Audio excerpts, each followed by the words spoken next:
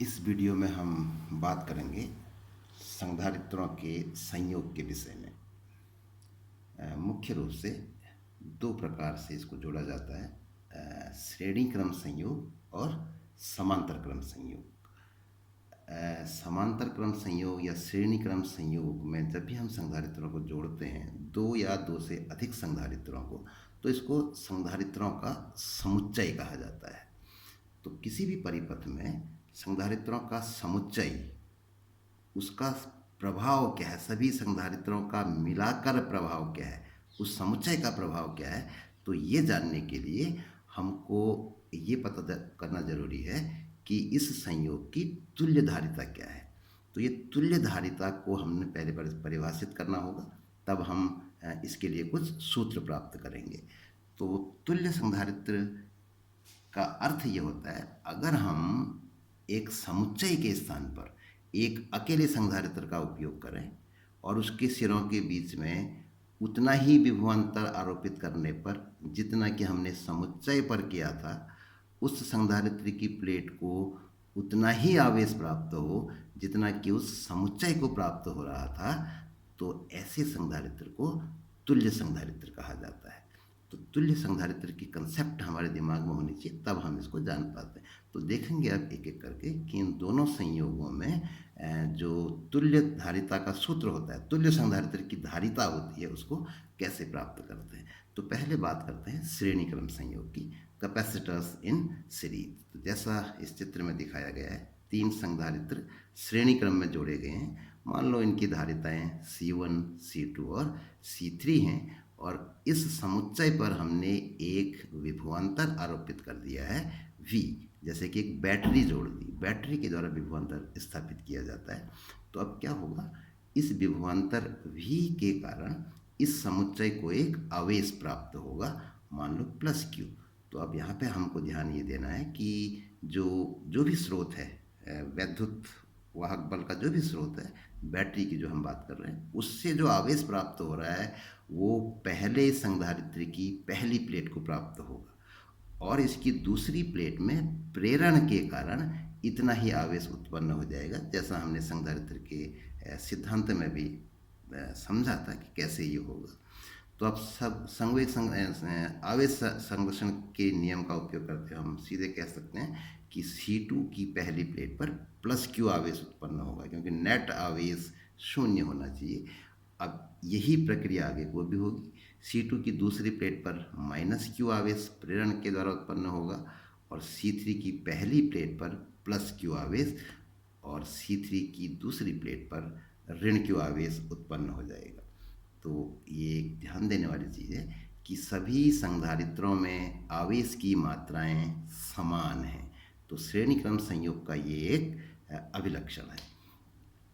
तो यहाँ पर जो हमने विभवांतर भी आरोपित किया है, वास्तव में क्या होगा, ये विभवांतर तीनों संधारित्रों में बंट जाएगा। जैसे हम देखें, इसमें पहले संधारित्र की प्लेटों के बीच विभवांतर V1, दूसरे के लिए V2 और तीसरे के लिए V3।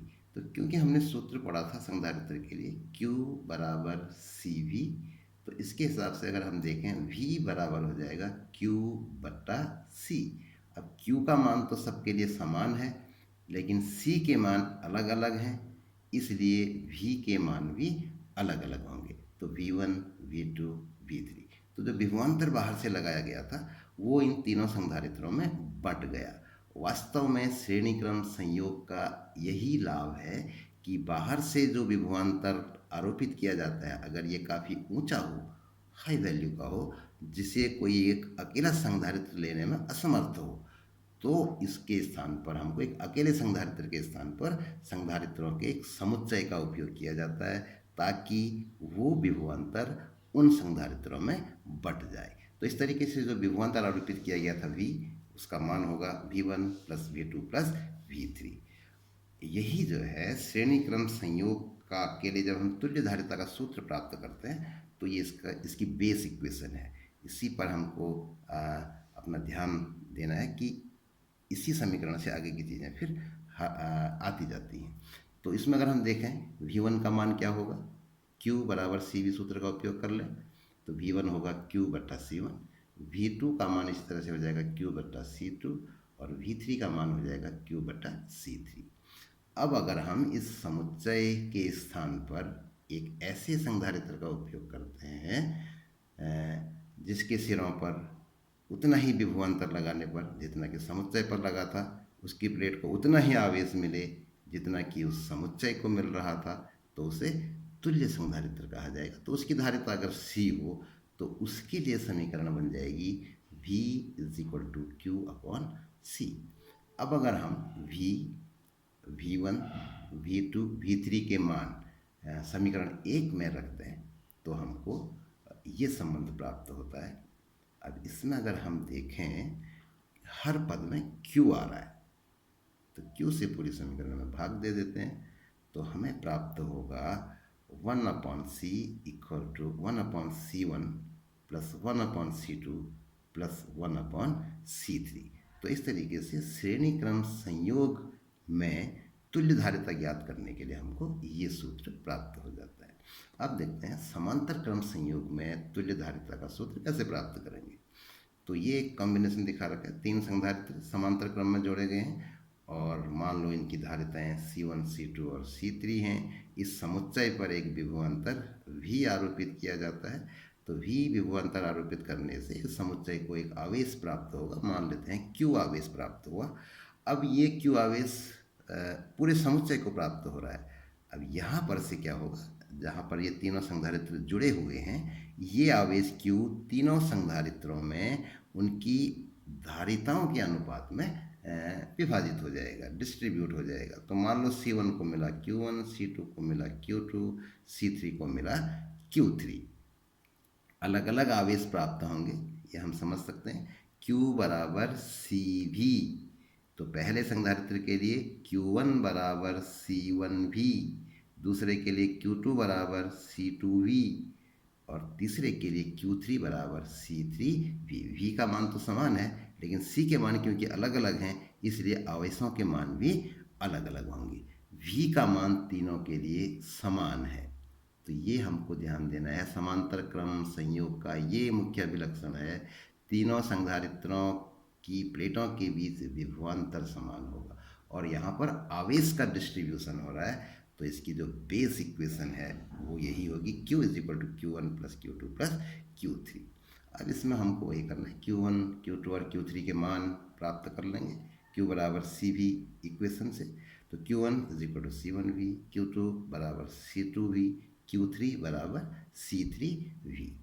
और अब अगर हम इस समुच्चय के स्थान पर एक संधारित्र उपयोग करें, तुल्य संधारित्र उसे कहेंगे, उसकी धारिता अगर C हो तो उसके लिए इक्वेशन बन जाएगी Q = CV। तो आप समीकरण 1 जो बेस है इस पैरेलल कॉम्बिनेशन के लिए, तो उसमें हम सबके मान रख दें, Q का मान रख दें, Q1, Q2, Q3 सबके मान रख दें तो हमको ये संबंध प्राप्त होता है। अब यहाँ पे हम देख रहे हैं V हर पद में है तो V से पूरी समीकरण में भाग दे दें तो हमको प्राप्त होगा C = C1 + C2 + C3। इस तरीके से समांतर क्रम संयोग में तुल्य धारिता के लिए हमको ये सूत्र प्राप्त हो जाता है। अब बात करते हैं किसी संधारित्र, आवेशित संधारित्र में ऊर्जा का मान, उसकी जो वैद्युत स्थितिज ऊर्जा होती है उसके लिए क्या सूत्र होता है। तो जैसा कि डेफिनेशन है स्थितिज ऊर्जा की, एक कार्य किया जाता है किसी भी बल के विरुद्ध, वो कार्य उस सिस्टम में जमा हो जाता है। तो यहाँ पर भी वही होगा, किसी संधारित्र को आवेशित करने की क्रिया में वैद्युत प्रतिकर्षण बल के विरुद्ध जो कार्य किया जाता है वो कार्य उसमें स्थितिज ऊर्जा के रूप में जमा हो जाता है। अब इसको हम कैसे सूत्र को प्राप्त करेंगे, उस कार्य के सूत्र को, उसको थोड़ा समझना है। हमने विभव को परिभाषित करते समय एक सूत्र का उपयोग किया था, V = W/Q। इसका मतलब था एकांक आवेश को अनंत से वैद्युत क्षेत्र के भीतर किसी बिंदु तक लाने में जो कार्य किया जाता है वो उस बिंदु पर वैद्युत विभव का मान होता है। तो V = W/Q। अब थोड़ा इसको समझना है। इस सूत्र के द्वारा अगर हम कार्य की गणना करना चाहें तो हमको मिलेगा W = V गुणा क्यू, क्रॉस मल्टीप्लाई कर दिया, W बराबर V गुणा क्यू। अब होता क्या है, जैसे हम किसी संधारित्र की प्लेट को आवेशित करते हैं, उसको आवेश प्रदान करते हैं, तो ऐसा नहीं है कि ये पूरे का पूरा आवेश एक ही स्टेप में प्लेट को मिल जाएगा। वास्तव में क्या होगा, इस प्रोसेस में कुछ टाइम लगेगा। धीरे धीरे आवेश एक सिरे से अगर हम देखें, जैसे मान लो किसी बाल्टी को अगर हम भरते हैं किसी नल के नीचे, वो जो प्रोसेस होता है कि पहले पानी गिरता है, धीरे धीरे उसका लेवल ऊपर तक आता है और फिर जाके कुछ समय के बाद बाल्टी भरती है। बिल्कुल उसी तरीके से यहाँ पर भी अगर किसी चालक को आवेश दिया जा रहा है तो एक साथ वो आवेश नहीं मिलेगा, धीरे धीरे उसको प्राप्त होगा। तो अगर हम सैद्धांतिक तौर पर कहें तो अनंत भागों में प्राप्त होगा, एक के बाद एक कंटिन्यूस मैनर में।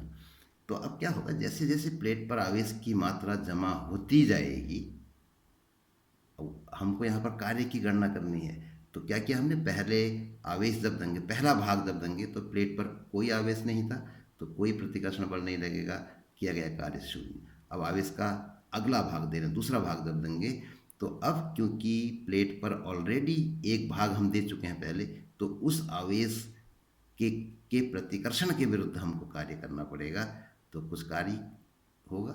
उससे अगले स्टेप में अगर देखें तो अब जो हम आवेश का अगला भाग दे रहे हैं उसको प्लेट की ओर ले जाने में हमको और अधिक प्रतिकर्षण बल का सामना करना पड़ेगा, क्योंकि 2 बार आवेश उसको हम दे चुके हैं, तो आवेश की मात्रा ज़्यादा हो गई, इसलिए प्रतिकर्षण बल का मान जो है वो बढ़ेगा। तो इस तरीके से हर स्टेप में किया गया कार्य जो है वो बढ़ता जाएगा, उसका मान अलग अलग होगा। तो इस तरीके से अगर पूरे प्रक्रिया में किया गया कार्य कहें तो इन सारे जितनी बार हमने आवेश दिया, हर बार किए गए कार्य के मानों को जोड़ देंगे तो पूरी प्रक्रिया में किया गया कार्य हमको प्राप्त हो जाएगा। अब ये एक लेकिन सैद्धांतिक बात हमने कही, प्रैक्टिकली अगर हमको करना होगा तो फिर क्या करना है। जैसे हमने विभव के केस में कहा था, कार्य की गणना की थी, एकांक आवेश को अनंत से बिंदु तक लाने में कार्य की गणना वहाँ पर की गई थी। वैद्युत स्थिति ऊर्जा के लिए भी यही किया था। तो वहाँ पर क्या था, एक बार इसको थोड़ा सा रिपीट कर लेते हैं ताकि यहाँ पर भी हमको चीज़ों को समझने में आसानी होगी। हमने क्या करा था, किए गए कार्य की गणना की थी। अब वहाँ पर भी क्या था कि जैसे जैसे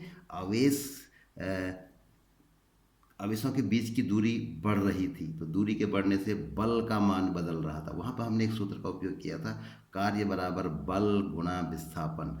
बल का मान लगातार बदल रहा था, तो इसलिए हमने बीच की कोई एक स्थिति ली थी और अनंत सूक्ष्म विस्थापन के लिए, यानी कि अनंत सूक्ष्म विस्थापन के लिए हम बल को स्थिर मान सकते हैं, तो हमने कार्य बराबर बल गुणा विस्थापन सूत्र का उपयोग किया था और फिर अंत में उसको इंटीग्रेट कर दिया था। बिल्कुल वही चीज़ यहाँ पर भी होगी। यहाँ पर हम सूत्र का उपयोग कर रहे हैं W बराबर V गुणा Q।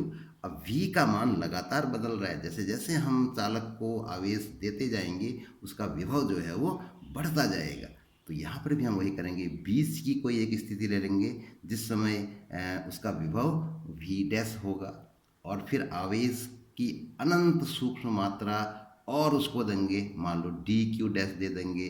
तो क्योंकि अनंत सूक्ष्म आवेश देने पर विभव को हम स्थिर मान सकते हैं, तो फिर हम किए गए कार्य के लिए सूत्र का उपयोग कर सकते हैं, डी डब्ल्यू बराबर v dash into d q dash. तो बिल्कुल वैसे ही स्टेप जैसे हमने वहाँ पर किया था यहाँ पर भी करना होगा।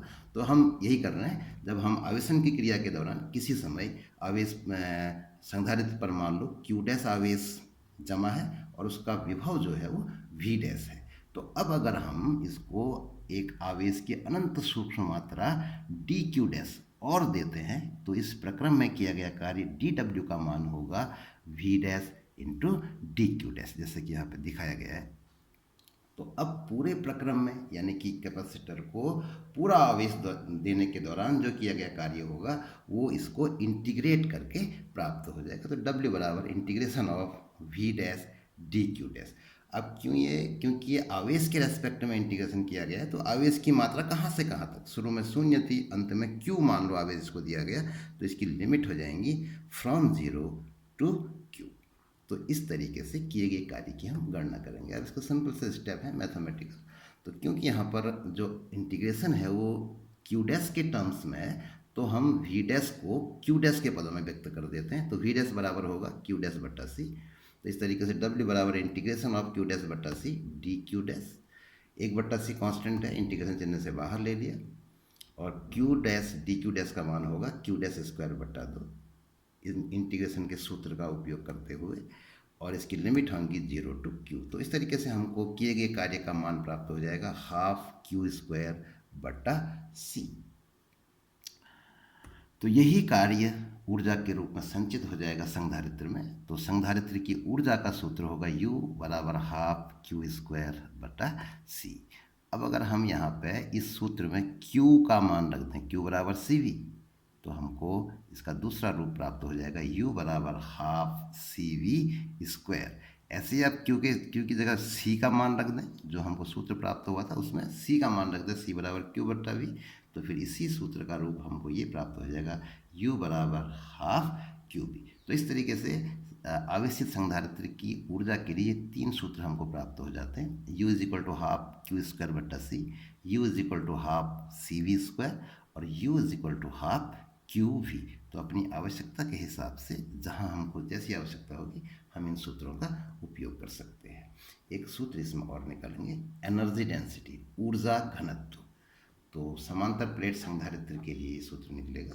समांतर प्लेट संधारित्र जैसा हमने पढ़ा था, 2 प्लेटें होती हैं, प्रत्येक का क्षेत्रफल A है। पहले प्लेट को प्लस Q आवेश दिया तो दूसरे में प्रेरण के द्वारा उतना ही आवेश उत्पन्न होगा, और दूसरे प्लेट का संपर्क पृथ्वी से होता है। इन प्लेटों के बीच में एक समान वैद्युत क्षेत्र होता है किनारों को छोड़कर।